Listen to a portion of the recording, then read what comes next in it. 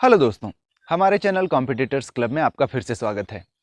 आज की इस कक्षा में हम सामान्य विज्ञान से देखेंगे कार्य, ऊर्जा एवं शक्ति, अंग्रेजी में जिसे हम जानते हैं वर्क, एनर्जी और पावर के रूप में। दैनिक जीवन में कार्य का हम जो भी मतलब समझते हों, लेकिन विज्ञान में कार्य का मतलब थोड़ा सा अलग है। कार्य एवं ऊर्जा के बारे में समझने से पहले आपको बल के बारे में समझना आवश्यक है। तो पिछली क्लास में हमने गति एवं बल पर वीडियो बनाया हुआ है। अगर आपने वो वीडियो अभी तक नहीं देखा हुआ है तो उसे आप हमारे चैनल की प्लेलिस्ट पर जाकर साइंस के अंतर्गत देख सकते हैं। बल जब तक आप समझेंगे नहीं तब तक कार्य एवं ऊर्जा नहीं समझ पाएंगे। तो साइंस या फिर विज्ञान में कार्य का क्या मतलब है? विज्ञान में कार्य का मतलब है कि जब किसी भी वस्तु पर बल आरोपित की जाए और उसमें विस्थापन हो, तब वो कहलाता है कार्य।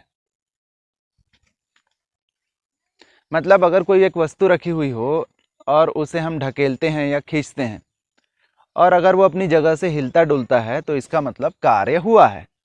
अगर ज़्यादा हिलता डुलता है तो ज़्यादा कार्य हुआ है, अगर कम हिलता डुलता है तो कम कार्य हुआ है। लेकिन अपनी जगह से अगर वो हिला बल लगाने पर, इसका मतलब उसमें थोड़ा ना थोड़ा कार्य हुआ है। दैनिक जीवन के हिसाब से अगर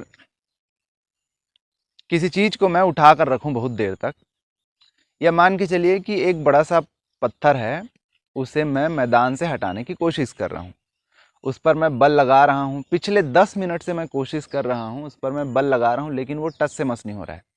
दैनिक जीवन में हम क्या बोलेंगे कि इसे हम हटाने का काम कर रहे हैं, पर अभी तक जो मैं कर रहा था 10 मिनट तक वो भी काम था, यानी पिछले 10 मिनट से मैं काम कर रहा था। ये दैनिक जीवन का कॉन्सेप्ट हुआ।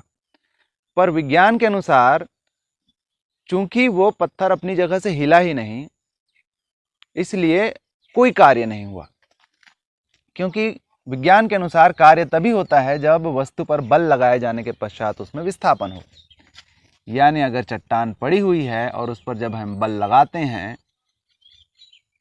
और उसके बाद जब उसकी स्थिति जो है परिवर्तित होती है, मान के चलिए वो यहाँ से यहाँ तक खिसक जाता है, तब हम कहेंगे कि कार्य हुआ है। अगर वो अपनी जगह से नहीं हिलता तो उस पर कोई कार्य नहीं हुआ है। तो कार्य बराबर होता है बल गुणित विस्थापन। यानी जब किसी वस्तु पर बल आरोपित किया जाए और उसकी स्थिति में परिवर्तन हो। इसका मात्रक देख लेते हैं। कार्य का मात्रक डिराइव करेंगे। बल का मात्रक क्या है? न्यूटन, पिछली क्लास में हमने देखा। और विस्थापन, विस्थापन का मात्रक है मीटर। तो कार्य का मात्रक हो जाएगा न्यूटन मीटर। इसे हम कहते हैं जूल। कैपिटल जे से दिखाते हैं, इसे हम कहते हैं जूल। ये एसआई मात्रक है कार्य का, कार्य का एसआई मात्रक है।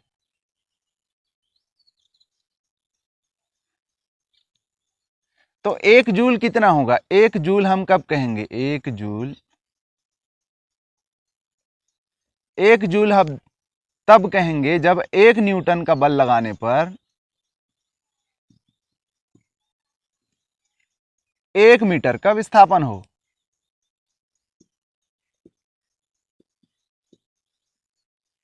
यानी किसी वस्तु पर जब 1 न्यूटन का बल लगाया जाए और उसमें 1 मीटर का विस्थापन हो, तब हम कहेंगे कि 1 जूल कार्य हुआ। इस स्थिति पर अब जरा गौर करिए। इस चट्टान पर जब हम बल लगा रहे हैं तो ये हमारे बल की दिशा है, इस दिशा में हम बल लगा रहे हैं, और विस्थापन जो हो रहा है वो इसी दिशा में हो रहा है। यानी विस्थापन बल की दिशा में हो रहा है। तो एक कंडीशन ये है, जब विस्थापन जो है वो बल की दिशा में हो,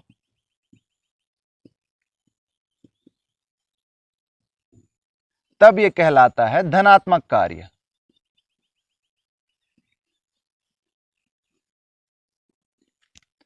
यानी हम जो बल लगा रहे हैं, हमारे लिए, हमारे द्वारा किया गया कार्य हुआ धनात्मक कार्य। और अगर विस्थापन जो है बल की विपरीत दिशा में हो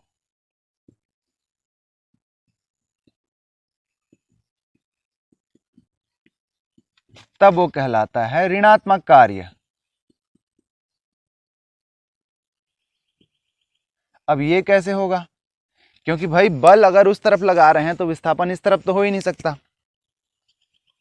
अभी देखिए यहां पर दो फैक्टर काम कर रहे हैं, दो बल वास्तव में काम कर रहे हैं, वास्तव में तीन बल काम कर रहे हैं, पर हम दो ही बल की बात कर रहे हैं।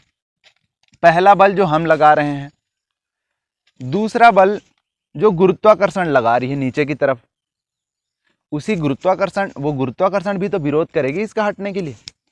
और तीसरा बल यहां पर लग रहा है घर्षण का बल।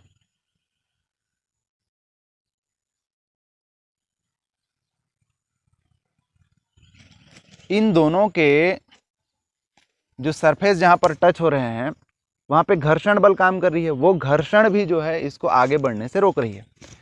तो घर्षण का बल वहां पर काम कर रही है, घर्षण का बल किस दिशा में काम कर रही है? हमारे बल के विपरीत दिशा में, तभी तो वो रोक रही है। तो वहां पर भी एक बल काम कर रही है इस दिशा में, लेकिन विस्थापन हो रहा है उसके उल्टे दिशा में। घर्षण के बल की दिशा है ये,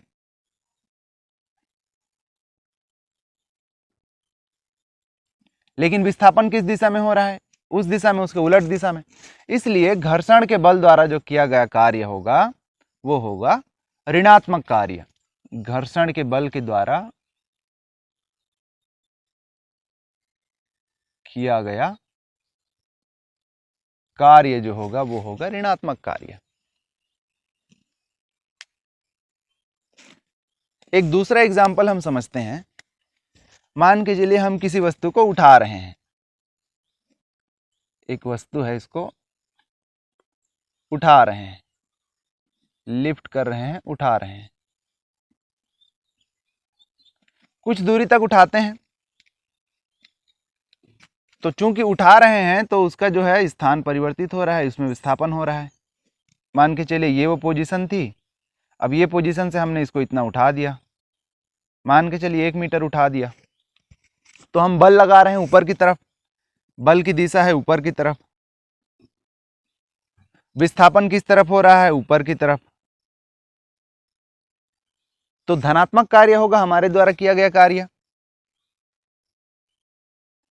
लेकिन इसी समय इसी पिंड पर, इसी चीज पर नीचे की तरफ एक बल काम कर रहा है।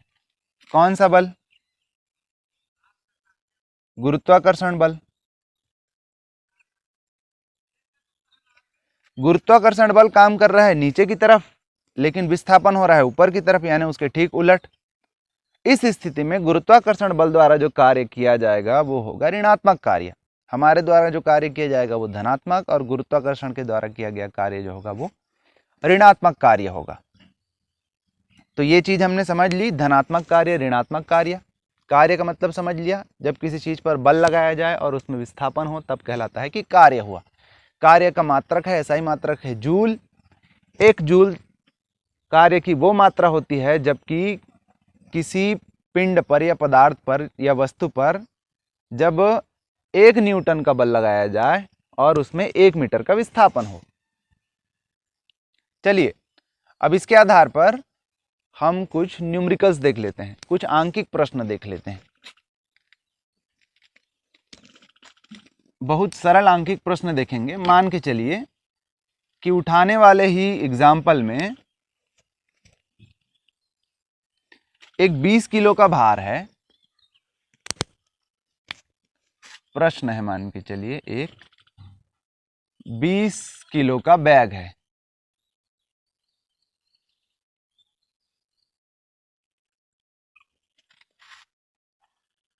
बीस किलो के बैग को 2 मीटर ऊपर उठाने में किया गया कार्य।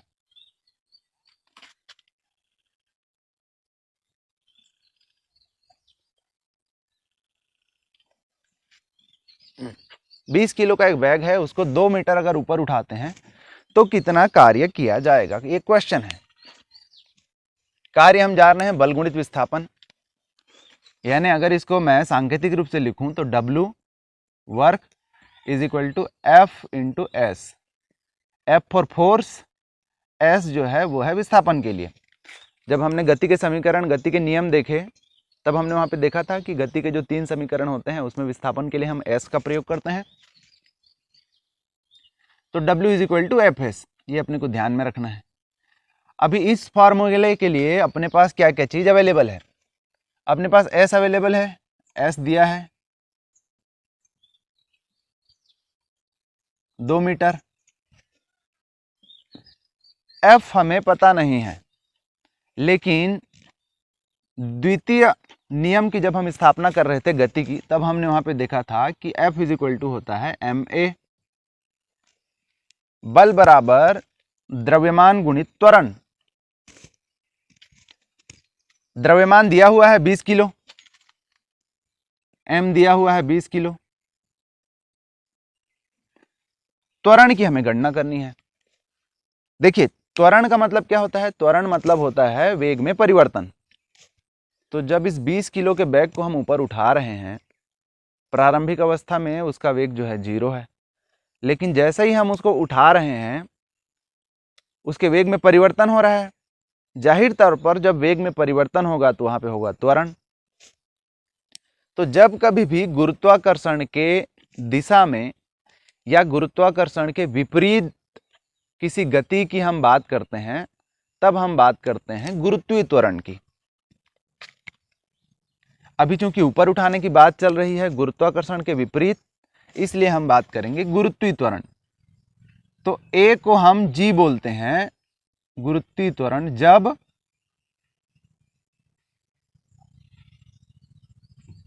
गुरुत्वाकर्षण की दिशा में या फिर गुरुत्वाकर्षण की विपरीत दिशा में गति की हम बात कर रहे होते हैं, तब हम ए को बोलते हैं जी, स्मॉल जी, गुरुत्वीय त्वरण। और इसका मान होता है 9.8 मीटर पर सेकेंड स्क्वायर।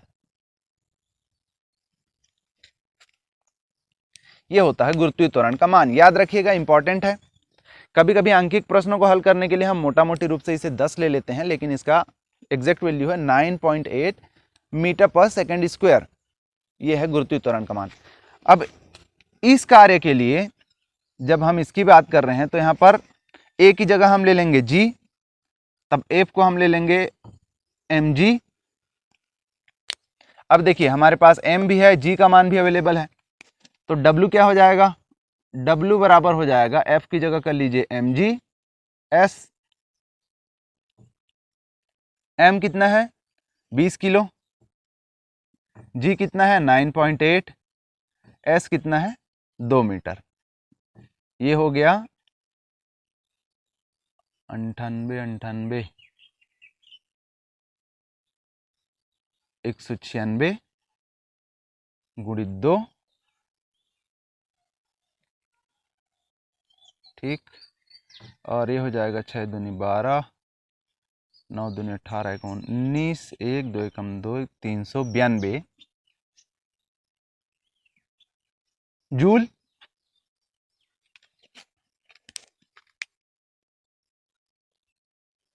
बीस किलो, जी 9.8, एस जो है 2 मीटर, गुणा करिए 9.8 इंटू 20, 196 इंटू 2, 392 जूल। क्योंकि सब का सब जो है आईएस पद्धति में, एसआई पद्धति में लिया हुआ है, इसलिए इसका मात्रक भी एसआई पद्धति में लेंगे। अगर यहाँ पर ऐसा कुछ होता है कि किलो को ग्राम में दिया होता या फिर मीटर को जो है सेंटीमीटर में दिया होता, तो हमको उसे पहले एसआई पद्धति वाले मात्रक में बदलना होता। यानी कि अगर सेंटीमीटर में दिया होता तो पहले हम उसे मीटर में बदलते, अगर ये ग्राम में दिया होता तो पहले उसे किलोग्राम में बदलते। तो 392 जूल का कार्य हुआ, ये धनात्मक कार्य हुआ हमारे द्वारा। धनात्मक कार्य हुआ किसके द्वारा? व्यक्ति के द्वारा, जिसने भी उठाया।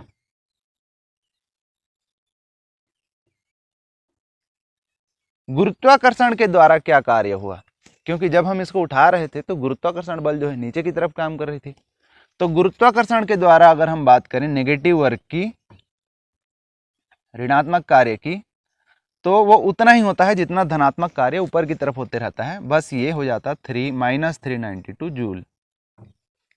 ये हो जाता ऋणात्मक कार्य किसके द्वारा होता? गुरुत्वाकर्षण के द्वारा।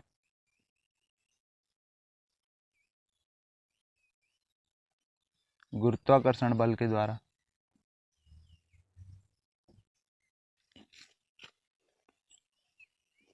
अच्छा, कार्य जो है एक अदिश राशि है, ध्यान रखेंगे। इससे संबंधित प्रश्न जो है बार बार पूछे जाते हैं। कौन सा अदिश राशि, कौन सा सदिश राशि? विस्थापन सदिश राशि है, बल अदिश राशि है, पहले ही देख चुके हैं। कार्य भी जो है वो अदिश राशि है। तो ये हमने देखे कार्य, कार्य का मतलब धनात्मक कार्य, ऋणात्मक कार्य, एक आंकिक प्रश्न देखा।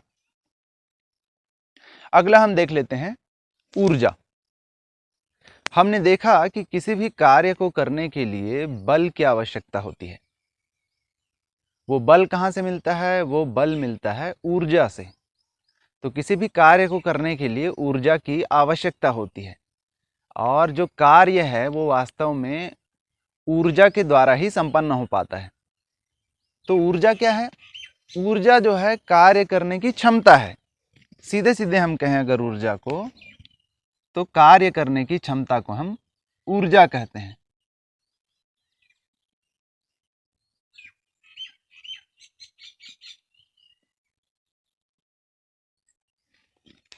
ये किसी के द्वारा भी हो सकती है, सिर्फ व्यक्ति के द्वारा नहीं, वस्तु के द्वारा भी। यानी किसी भी एंटिटी के द्वारा, किसी भी कण, किसी भी मास या वस्तु के द्वारा, या किसी भी व्यक्ति, जंतु, किसी के भी द्वारा कार्य जो की जाती है उसकी क्षमता कहलाती है ऊर्जा। अभी ऊर्जा के बारे में हमको इतना पता है कि ये कई रूपों में होती है। जैसे हम जानते हैं कि प्रकाश की ऊर्जा होती है,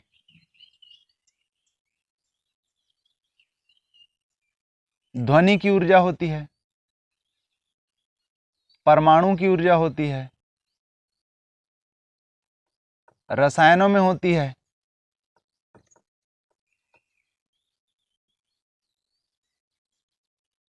यांत्रिक ऊर्जा होती है।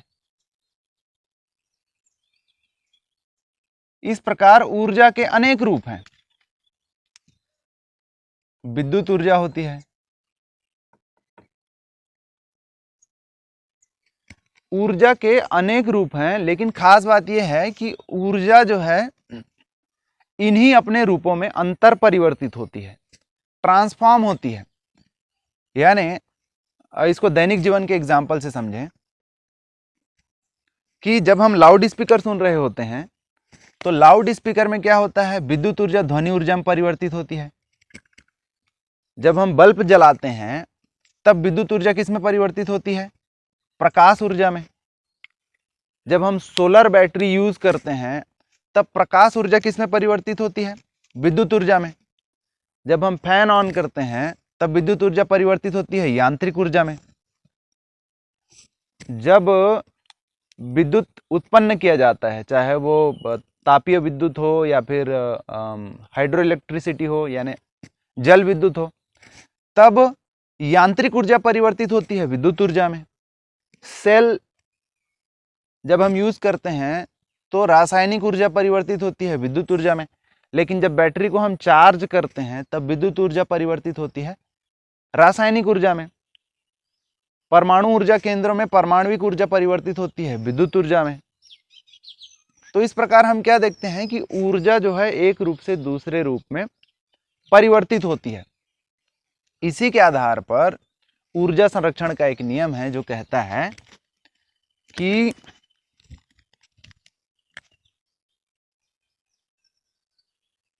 ऊर्जा संरक्षण का नियम, इसके अनुसार ऊर्जा ना तो उत्पन्न की जा सकती है, ना ही ऊर्जा नष्ट की जा सकती है। उसका केवल एक रूप से दूसरे रूप में परिवर्तन होता है कि ऊर्जा ना तो उत्पन्न की जा सकती है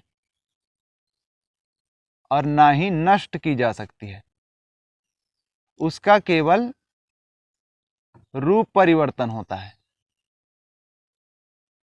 एक रूप से दूसरे रूप में। यानी अभी जो हम देख रहे थे इतने सारे, वो एक फॉर्म से दूसरे फॉर्म में जो है परिवर्तित हो जाती है। इस चैप्टर में चूंकि रासायनिक ऊर्जा या परमाणु ध्वनिक प्रकाश ऊर्जा विद्युत ऊर्जा के अपने सेपरेट चैप्टर्स हैं, इस चैप्टर में यानी इस वीडियो में हम देखेंगे यांत्रिक ऊर्जा के बारे में।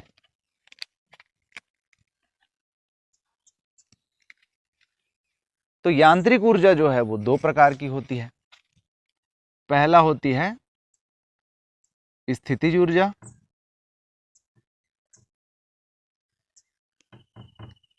और दूसरा होती है गतिज ऊर्जा। जैसा नाम से पता है, किसी वस्तु की अपनी स्थिति के कारण जो ऊर्जा होती है वो होती है स्थितिज ऊर्जा, और कोई वस्तु जब गति में हो तो उसकी गति के कारण जो ऊर्जा होती है उसे हम कहते हैं गतिज ऊर्जा। तो ऊर्जा से हम क्या बोल रहे हैं? ऊर्जा से हम बोल रहे हैं कार्य करने की क्षमता होती है। अभी इन सब में हम देख रहे थे कि कार्य करने की क्षमता थी, कुछ ना कुछ कार्य वो परफॉर्म कर पा रहे थे। गतिज ऊर्जा में भी हम क्या देखेंगे कि कोई वस्तु जब गति में हो तब उसमें कार्य करने की क्षमता होती है। क्यों? क्योंकि उसमें बल तो होता ही है, गति के कारण, संवेग के कारण उसमें बल होता है, और जब वो किसी चीज से टकराए तो उस चीज की स्थिति में वो परिवर्तन कर सकती है, यानी कि कार्य होगा। तो कार्य करने की क्षमता को ही हम कह रहे हैं ऊर्जा। इसी प्रकार किसी वस्तु की जब विशेष स्थिति होती है, जैसे वो ऊंचाई पर हो, जैसे बांधों में पानी जो भरा होता है देखते हैं ऊंचाई में भरा होता है, उसमें क्षमता होती है। वो क्षमता कब पता चलती है? जब उसे छोड़ दिया जाता है और वो परिवर्तित हो जाती है गतिज ऊर्जा में।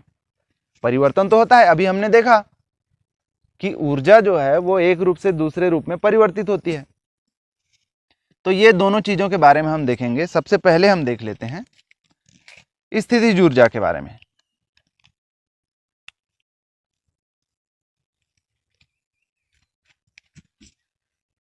ऊर्जा जो है अपने आप को कार्य के रूप में अभिव्यक्त करती है। ऊर्जा स्वयं तो जो है प्रदर्शित हो नहीं सकती, तो वो किस रूप में प्रदर्शित होती है? वो होती है कार्य के रूप में प्रदर्शित होती है। तो ऊर्जा अपने आप को कार्य के रूप में अभिव्यक्त करती है, इसलिए जो मात्रक कार्य का होता है वही मात्रक ऊर्जा का भी होता है। तो ऊर्जा का भी जो मात्रक है, ऊर्जा का मात्रक जो है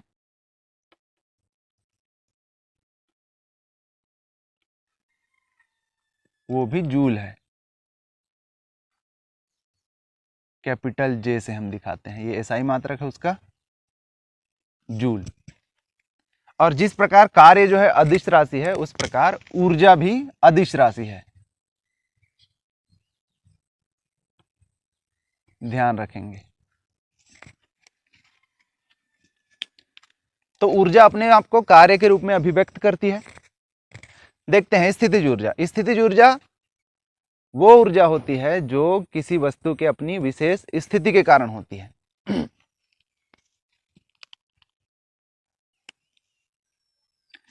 कार्य बराबर हम क्या जान रहे हैं? कार्य बराबर हम जान रहे हैं W is equal to Fs, बल गुणित विस्थापन। पिछले न्यूमेरिकल में हमने देखा था कि अगर गुरुत्वाकर्षण की बात की जा रही हो तब A जो होता है वो होता है G और F इज इक्वल टू होता है ma। तो इस A की जगह हम ले सकते हैं G, यानी F is equal to mg। ये पिछले न्यूमेरिकल में हमने देखा। तो W क्या हो जाएगा? mgs। S जो है विस्थापन है, ये विस्थापन जो है क्षैतिज भी हो सकता है, ये विस्थापन जो है ऊर्ध्वाधर भी हो सकता है। तो जब ये विस्थापन ऊर्ध्वाधर हो, यानी जब ये विस्थापन ऊपर से नीचे की तरफ हो, तब हम उसे क्या कहते हैं? ऊंचाई। तो S को हम ले लेते हैं H, हाइट, ऊंचाई। कोई वस्तु जब ऊपर से नीचे की तरफ या नीचे से ऊपर की तरफ गमन करे तो वो जो दूरी होती है उसे हम क्या कहते हैं? ऊंचाई कहते हैं। तो S को हम यहाँ पर ले लेते हैं ऊंचाई, क्योंकि गुरुत्वाकर्षण की बात कर रहे हैं तो ये जो गति होगी वो ऊपर से नीचे या नीचे से ऊपर होगी, ये बात तय है, क्योंकि गुरुत्वाकर्षण की दिशा ऐसे होती है। तो S की जगह हम ले लेंगे H, mgh। ये जो कार्य परिणत होगी, यानी कि किसी द्रव्यमान के वस्तु को जब हम h ऊंचाई पर लेकर जाएंगे धरातल से h ऊंचाई पर लेकर जाएंगे, तब उसमें जो ऊर्जा विद्यमान रहेगी, उसमें जो ऊर्जा पाई जाएगी, उसे हम कहेंगे उसकी स्थितिज ऊर्जा। यही जो W है, जो कार्य के रूप में परिणत होगा, वो किसके कारण हो पाएगा? वो हो पाएगा उस स्थितिज ऊर्जा के कारण। तो उसे हम कहते हैं EP। P मतलब potential, E for energy, energy यानी ऊर्जा, और P है पोटेंशियल।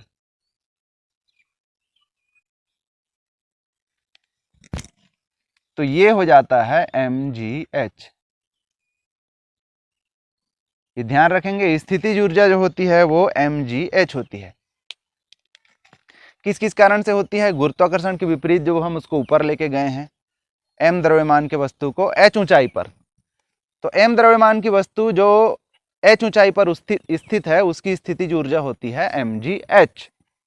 एक उदाहरण देख लेते हैं, इजी होगा समझने में। एक क्वेश्चन लीजिए कि 10 किलो की वस्तु जो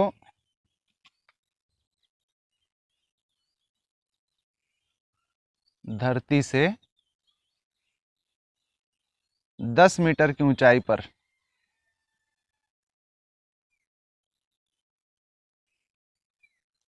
स्थित है, उसकी स्थितिज ऊर्जा बतानी है।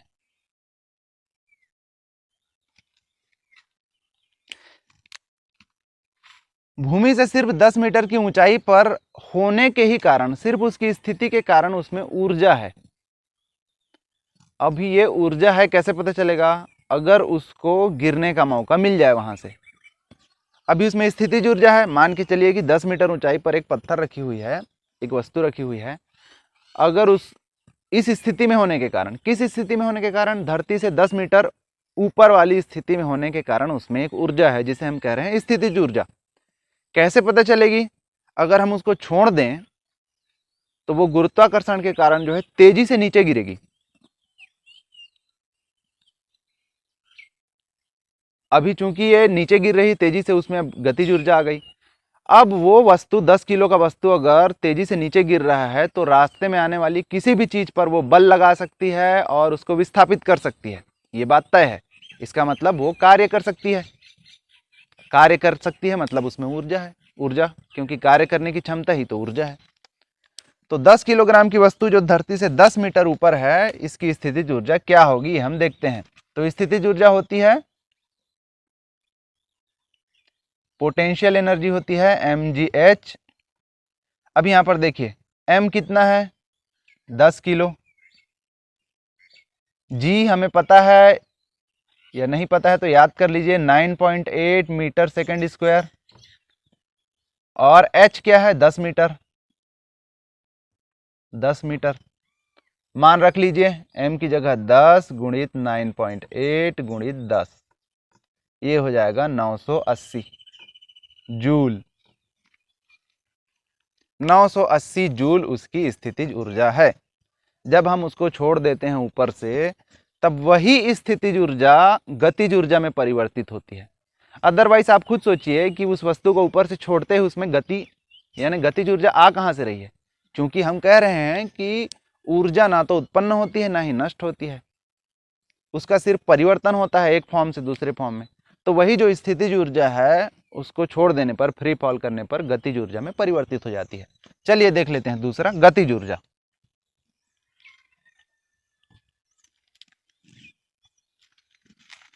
तो गतिज ऊर्जा जैसा नाम से पता चल रहा है, गतिज ऊर्जा होती है उसकी गति के कारण।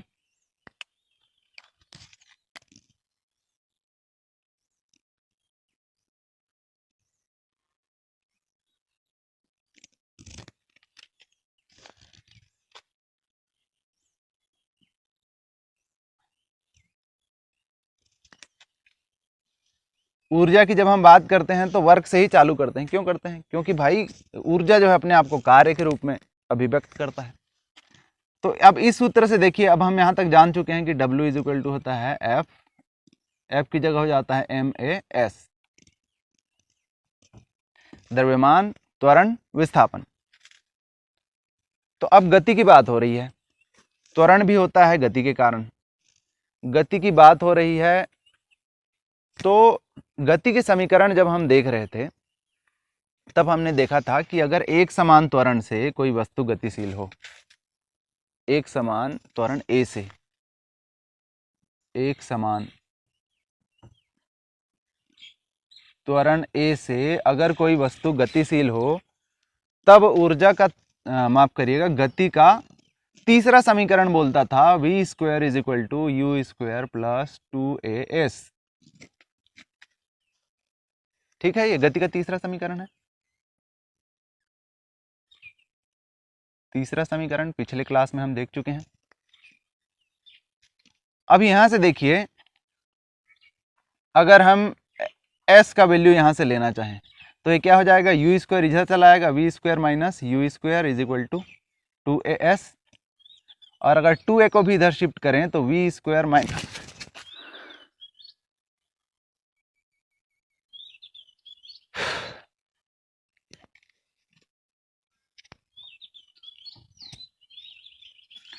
अगर 2a को भी इधर शिफ्ट करें तो v square minus u square by 2a is equal to हो जाएगा s।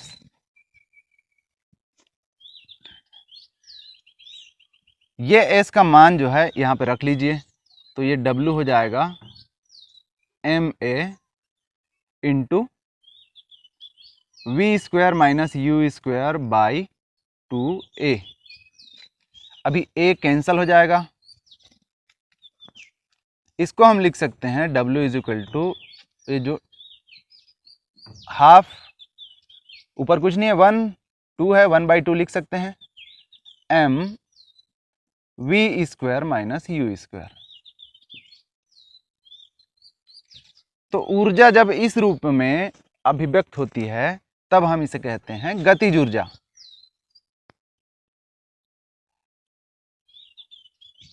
K for kinetic, E for energy, तब हम इसे कहते हैं गतिज ऊर्जा, यानी K is equal to half m v square minus u square, ये कहलाती है गतिज ऊर्जा।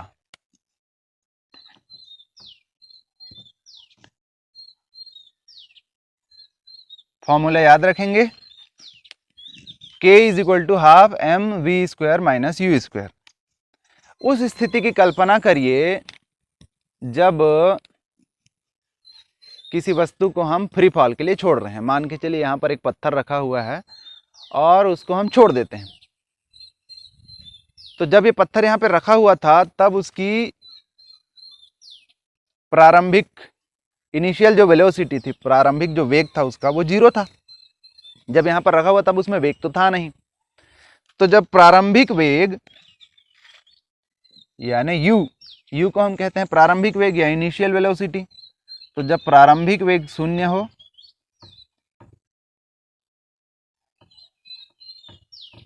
यानी u बराबर 0 हो, तब ये 0 को यहाँ पे रख लीजिए, तब Ke क्या हो जाएगा, तब जब काइनेटिक एनर्जी हो जाएगी हाफ mv स्क्वायर। सामान्यतः काइनेटिक एनर्जी के फॉर्म को हम इसी रूप में जानते हैं, K is equal to half mv square. पर ये उस स्थिति में है जबकि प्रारंभिक वेग 0 हो, यानी वस्तु अगर गिरना प्रारंभ कर रही है या फेंकी जा रही है या शूट की जा रही है बंदूक आदि के माध्यम से, तब उसका प्रारंभिक वेग 0 होता है। उस स्थिति में K is equal to half mv square. तो ये दो चीजें याद रखेंगे। पहला जो हमने देखा पोटेंशियल एनर्जी, पोटेंशियल एनर्जी हमने देखा वो होता है mgh स्थितिज ऊर्जा, और दूसरा काइनेटिक एनर्जी वो होता है हाफ mv स्क्वायर।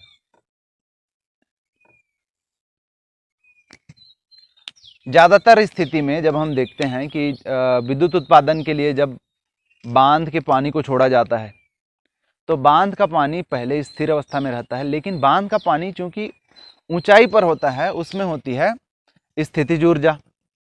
बांध के पानी को जैसे ही छोड़ते हैं वो नीचे गिरती है और तब वही जो स्थितिज ऊर्जा है वो परिवर्तित हो जाती है काइनेटिक एनर्जी या फिर गतिज ऊर्जा में, और उस ऊर्जा का क्या होता है वो हमने देखा हुआ है, वो फिर परिवर्तित होती है विद्युत ऊर्जा में। काइनेटिक एनर्जी या फिर गतिज ऊर्जा से संबंधित आंकिक प्रश्न हम देख लेते हैं। प्रश्न है 200 किलोग्राम के कार को अपना वेग 36 किलोमीटर प्रति घंटा से 72 किलोमीटर प्रति घंटा करने में कितना कार्य करना पड़ेगा। देखिए क्या क्या चीजें हमें दिखाई दे रही है। सबसे पहले के ई बराबर हम जानते हैं, काइनेटिक एनर्जी जो होता है वो होता है हाफ mv², इसको हमेशा याद रखिएगा। लेकिन यहाँ पर देखिए प्रारंभिक वेग भी दिया हुआ है, अंतिम वेग भी दिया हुआ है। पहले उसका वेग 36 किलोमीटर प्रति घंटा था, u दिया हुआ है, बाद में उसका वेग करना है 72 किलोमीटर प्रति घंटा, v भी दिया हुआ है।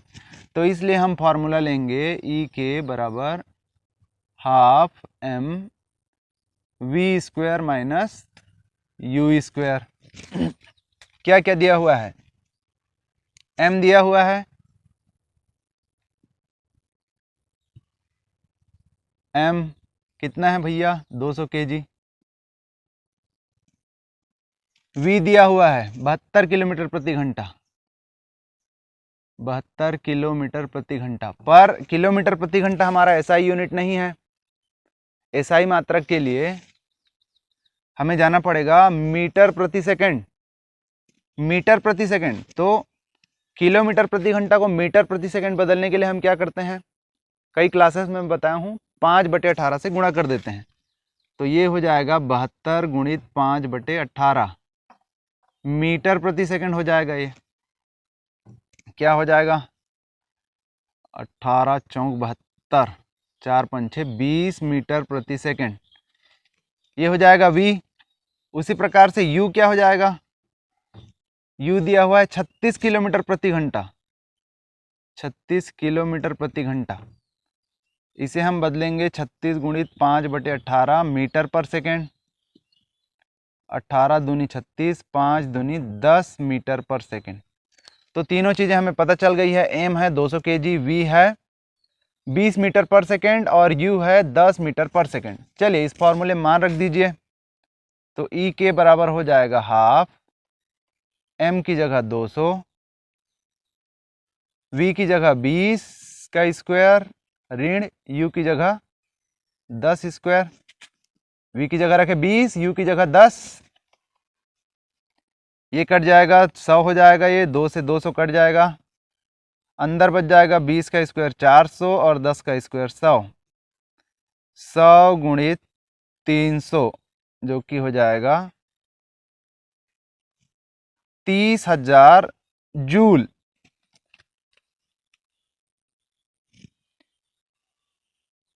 इतना एनर्जी इसमें यूज हो रहा है, काइनेटिक एनर्जी जो है इतना इसमें यूज हो रहा है। पूछ रहा है कार्य कितना करना पड़ेगा। अब यही एनर्जी जो है वो कार्य के रूप में प्रदर्शित होगा, क्योंकि ऊर्जा क्या है, कार्य करने की क्षमता है। तो इतना ही होगा कार्य, जितना एनर्जी लग रहा है उतना ही होगा कार्य। कार्य भी होगा 30,000 जूल। इंग्लिश सिस्टम में जनरली क्या करते हैं, यूनिट्स को 1000 के मल्टीपल में यानी 1000 के गुणक में मात्रक जो है बदल जाते हैं। जैसे अगर 1000 मीटर हो तब हम उसे किलोमीटर कहते हैं, अगर 1000 ग्राम हो तब हम उसे कहते हैं किलोग्राम। उसी प्रकार से अगर 1000 जूल है तब हम उसे कहेंगे किलो जूल। तो यहाँ पर देखिए 30,000 जूल है तो ये हो जाएगा 30 किलो जूल। तो 30 किलो जूल जो एनर्जी खपत हो रही है वही जो है कार्य के रूप में अभिव्यक्त होगी, इसलिए कार्य भी कितना होगा 30 किलो जूल। ये हो जाएगा कार्य। इसके बाद हम देखते हैं शक्ति के बारे में। जिस प्रकार कार्य करने की क्षमता को हम कहते हैं ऊर्जा, कार्य करने की क्षमता कहलाती है ऊर्जा, तो कार्य करने की दर को हम कहते हैं शक्ति। कार्य करने की दर, दर का मतलब क्या है कि दिए हुए इकाई समय में, दिए हुए समय में कोई व्यक्ति, वस्तु, मशीन जो है कितना कार्य कर पाती है।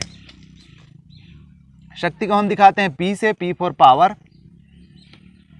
तो कार्य करने की दर यानी दिए हुए T समय में कितना कार्य वो परफॉर्म करती है, कितना कार्य कर पाती है, W/T, P is equal to W/T, ये कहलाती है शक्ति। तो यदि 1 सेकंड में 1 जूल का कार्य किया जाए, कोई मशीन, कोई व्यक्ति जो है 1 सेकंड में 1 जूल कार्य करती है। जूल हम जानते हैं वर्क की जो है SI यूनिट है, और सेकंड जो है समय का। तो प्रति सेकंड अगर 1 जूल का कार्य किसी मशीन या व्यक्ति के द्वारा किया जा रहा हो, तब उसे हम कहेंगे 1 वाट की शक्ति। तो इसे हम दिखाते हैं W से। तो 1 वाट बराबर जूल पर सेकंड, 1 वाट हो जाएगा जूल पर सेकंड, यानी 1 जूल पर सेकंड। तो दैनिक जीवन में हम देखते हैं कि बल्ब या मशीन, उनकी शक्तियों को हम कैसे बताते हैं, कितने वाट का है, ये बल्ब कितने वाट का है। इसका मतलब क्या हुआ कि वो जो बल्ब है वो प्रति सेकंड कितना जूल एनर्जी यूज करती है। कार्य एनर्जी आप उसको एक समान ही मान लीजिए। तो 1 सेकंड में वो कितना जूल एनर्जी व्यय करती है या एनर्जी को परिवर्तित करती है, क्योंकि एनर्जी व्यय तो नहीं होता, एनर्जी होता है, जो ऊर्जा होती है वो एक रूप से दूसरे रूप में परिवर्तित होती है। तो अगर हम बल्ब की बात करें, एक बल्ब की हम बात करें और बोलें कि वो 10 वाट का है, इसका मतलब क्या हुआ कि वो 1 सेकंड में 10 जूल प्रति सेकंड, 10 जूल विद्युत ऊर्जा को प्रकाश ऊर्जा में परिवर्तित करती है। अगर एक बल्ब 10 वाट का है तो इसका कहने का मतलब ये है कि वो प्रति सेकंड 10 जूल विद्युत ऊर्जा को प्रकाश ऊर्जा में परिवर्तित करती है।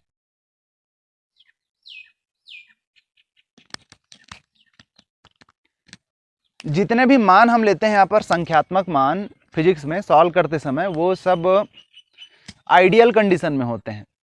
यानी 10 जूल जो विद्युत ऊर्जा है वो पूरी पूरी 10 जूल विद्युत प्रकाश ऊर्जा में परिवर्तित नहीं होती। क्यों?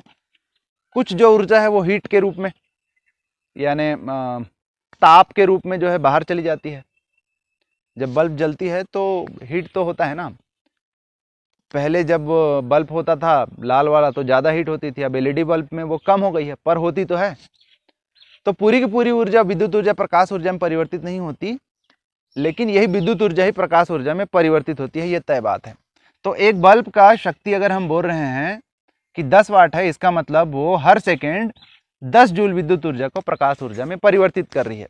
उसी प्रकार अगर हम मिक्सर ग्राइंडर की बात करें तो वो क्या करेगी, उसकी जो शक्ति होगी वो विद्युत ऊर्जा को मैकेनिकल एनर्जी यानी कि यांत्रिक ऊर्जा में परिवर्तित कर रही होगी। यही काम जो है पंखा भी कर रहा होगा।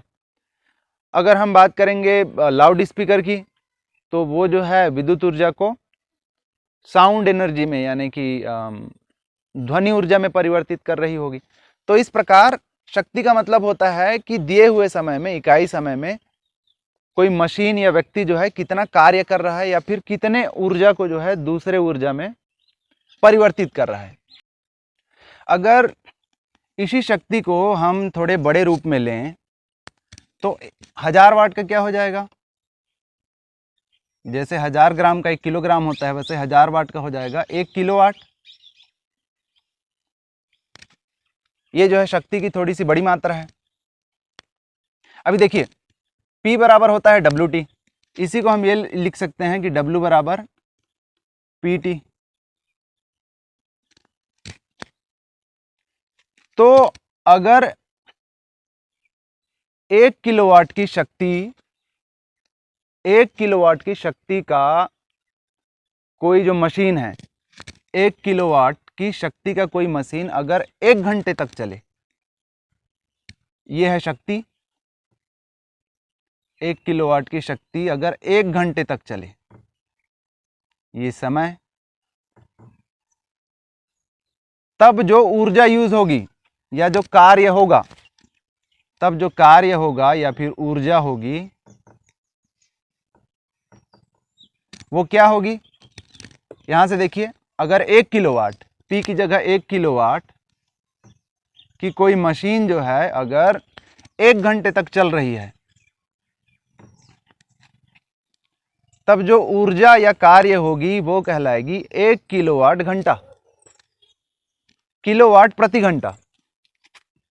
फिर से मैं बोल रहा हूं, अगर 1 किलोवाट शक्ति का कोई मशीन 1 घंटे तक चल रही है, तब उसके द्वारा जो ऊर्जा प्रयुक्त की जाएगी या जो कार्य होगा वो होगा 1 किलोवाट प्रति घंटा, यानी किलोवाट प्रति घंटा, किलोवाट घंटा। ये जो किलोवाट घंटा है ये कहलाता है एक यूनिट। इलेक्ट्रिसिटी डिपार्टमेंट जब बिलिंग करता है या उसको ऊर्जा को नापना रहता है, तब वो उसे मापती है यूनिट के रूप में। तो एक यूनिट कितना होता है? एक यूनिट ऊर्जा कितनी होती है? एक यूनिट ऊर्जा वो ऊर्जा होती है जबकि 1 किलोवाट की शक्ति का कोई मशीन 1 घंटे तक काम करे। 1 किलोवाट कोई शक्ति का मशीन यदि 1 घंटे तक काम करे, तब जो कार्य होता है या जो ऊर्जा परिवर्तित होती है वो कहलाती है एक यूनिट। अगर इसे हम जूल में बदलना चाहें, एक यूनिट को अगर हम जूल में बदलना चाहें, तब वो होगी 1 किलोवाट प्रति घंटा। 1 किलोवाट शक्ति कितनी होगी? 1000 जूल। 1 वाट जो होता है वो 1 जूल पर सेकंड होता है। तो 1000 वाट कितना होगा? 1000 जूल पर सेकंड। तो यहाँ पर हमने ले लिए 1000 जूल। और घंटा जो है वो होता है 3600 सेकंड। 1 घंटा होता है 60 मिनट और 1 मिनट होता है 60 सेकंड। तो 1 घंटा हो जाएगा 60 गुणित 60 यानी कि 3600 सेकंड। तो ये हो जाएगा इंटू 3600 सेकंड। कितना हो जाएगा ये? 3600123।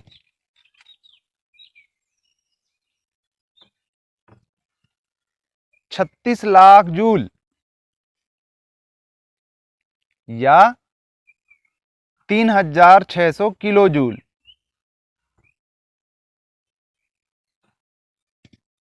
या 3.6 into 10 raise to power 1 2 3 4 5 6 joule. ये हो जाएगा एक यूनिट का मान। तो हमने समझ लिया कि 1 वाट की शक्ति कितनी होती है। 1 वाट वो शक्ति है जबकि किसी मशीन द्वारा 1 सेकंड में 1 जूल की ऊर्जा खपत की जा रही हो या फिर 1 जूल की ऊर्जा जो है परिवर्तित की जा रही हो एक रूप से दूसरे रूप में। 1 किलो जूल कितना होता है? 1000 जूल। 1 वाट 1 किलो वाट कितना? 1000 वाट। एक यूनिट ऊर्जा वो ऊर्जा है जबकि 1 किलोवाट की शक्ति का कोई मशीन 1 घंटे तक चलाए जाने पर यूज होता है। 1 यूनिट बराबर कितना जूल? 3600 किलो जूल या फिर 3.6 इंटू 10 रेज़ टू 6 जूल। ये सब इंपॉर्टेंट्स हैं, याद रखेंगे। अब इससे संबंधित एक न्यूमेरिकल देख लेते हैं। उससे पहले हमने क्या देखा कि ऊर्जा जो है एक रूप से दूसरे रूप में परिवर्तित हो रही थी। ऊर्जा जो है रूप बदल रहा था एक रूप से दूसरे रूप में परिवर्तित हो रही थी। फिर हमने देखा कि जो स्थितिज ऊर्जा है वो गतिज ऊर्जा में परिवर्तित होती है। तो हमने जो स्थितिज ऊर्जा देखी थी वो गुरुत्वीय स्थितिज ऊर्जा देखी थी, गुरुत्वाकर्षण के कारण, ऊंचाई में होने के कारण जो स्थितिज ऊर्जा होती है। दैनिक जीवन में हम ऐसी बहुत सारी स्थितिज ऊर्जा को गतिज ऊर्जा में परिवर्तित होते हुए देखते हैं। जैसे स्प्रिंग की अगर हम बात करें तो स्प्रिंग को जब हम खींचते हैं या फिर स्प्रिंग में जब किसी चीज को दबाते हैं, मान के चलिए एक खिलौने वाली बंदूक है और उसमें आपका जो है गोली जो है आकर यहाँ पर फंसता है, तो इस स्प्रिंग दबती है। दबने पर जो स्थितिज ऊर्जा स्प्रिंग में संचयित होती है, स्प्रिंग में जो स्थितिज ऊर्जा संचय होती है, छोड़े जाने पर वही स्थितिज ऊर्जा जो है गतिज ऊर्जा के रूप में गोली में चली जाती है। धनुष बाण में भी यही सिद्धांत काम करता है कि जब डोरी को हम खींचते हैं तो उस पर जो बल लगता है और बल के कारण जो ऊर्जा संचयित होती है वो डोरी को छोड़ने के समय वही ऊर्जा जो है फिर गतिज ऊर्जा के रूप में बाण पर काम करती है। तो इस प्रकार जो है ऊर्जा का एक रूप से दूसरे रूप में परिवर्तन हम दैनिक जीवन में देखते हैं, स्थितिज ऊर्जा का गतिज ऊर्जा में परिवर्तन। और इसके अलावा विभिन्न ऊर्जाओं का जो है दूसरे ऊर्जा के रूप में परिवर्तन हमने देखा। शक्ति से संबंधित एक न्यूमेरिकल हम यहां पर देख लेते हैं। 60 वाट का बल्ब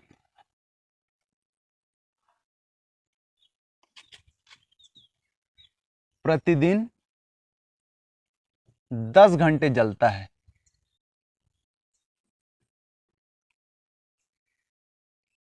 60 वाट का बल्ब प्रतिदिन 10 घंटे जलता है। उसके द्वारा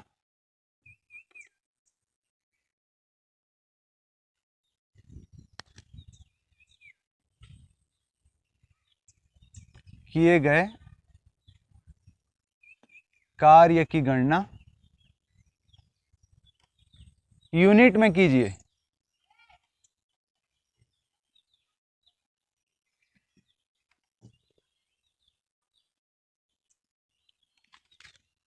साठ वाट का बल्ब जो है प्रतिदिन 10 घंटे जलता है, उसके द्वारा किए गए कार्य की गणना यूनिट में कीजिए। दूसरे तरीके से पूछ सकता है कि अगर 60 वाट का बल्ब प्रतिदिन 10 घंटे जलता है तो वो कितने यूनिट ऊर्जा खपत करती है।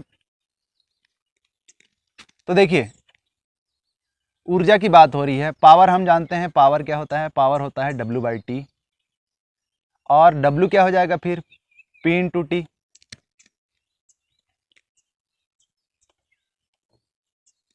साठ वाट पावर कितना है 60 वाट, और समय क्या है 10 घंटे। 10 घंटे यूनिट क्या होता है, एक यूनिट जो होता है, एक यूनिट ऊर्जा की अगर हम बात कर रहे हैं तो वो होता है 1 किलोवाट पर घंटा। घंटा तो हमारे पास उपलब्ध है, लेकिन जो पावर है वो किलोवाट में ना होकर वाट में दिया हुआ है, तो इस वाट को हम किलोवाट में बदल लेते हैं। किलोवाट में बदलने के लिए हमें क्या करना पड़ेगा, इसे 1000 से भाग देना पड़ेगा। भाई वाट को जब किलोवाट को वाट में बदलते हैं तो 1000 से गुणा करते हैं, तो वाट को जब किलोवाट में बदलेंगे तो उसे 1000 से भाग दे देंगे, तो ये हो जाएगा 60/1000 किलोवाट गुणित 10 घंटा। ये जीरो इसके साथ कट जाएगा, ये जीरो इसके साथ, 6/10 यानी कि 0.6 किलोवाट प्रति घंटा, यानी कि 0.6 यूनिट।